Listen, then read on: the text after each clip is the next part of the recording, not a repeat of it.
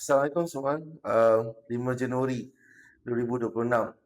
Kalau ikutkan untuk saya minggu ni, tim kelab saya kalah Liga dekat Sungai Buloh tu.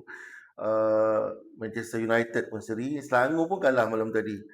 Actually, it's not a good moment for me to start work after long holiday. Tapi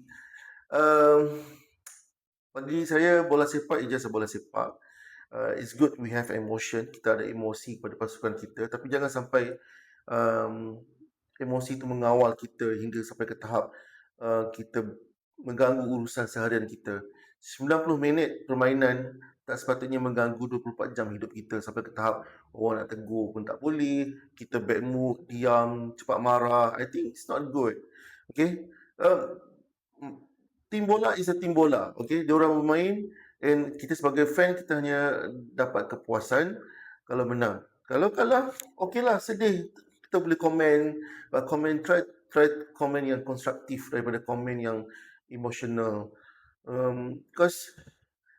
Because macam saya cakap tadi lah, saya tak suka sampai ke tahap mengganggu kehidupan seharian. I think that's not good. Satu. Yang kedua, kalau kalau kita nak troll kawan kita yang kalah tu, boleh lah sikit-sikit nak troll, nak buat gambar gua ke lah apa semua tu. I think it's not big deal. Tapi jangan sampai ke tahap mencarut, menghina. Yang menerima tu janganlah cepat koyak. Jangan semua benda nak koyak.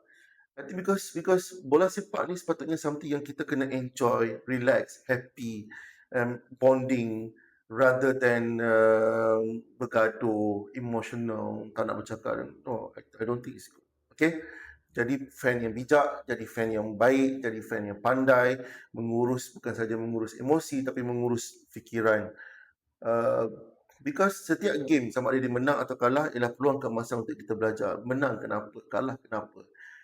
Kalau kita tengok from a sudut positif, it's always opportunity for us to learn. Dan itulah kita sebagai orang biasa ni yang akan belajar, bila kita belajar dan boleh mempengaruhi kehidupan kita seharian. Okay? Selangor tak boleh menang juga dengan JDT semalam. Okay, fine. Thanks. See you again. Assalamualaikum.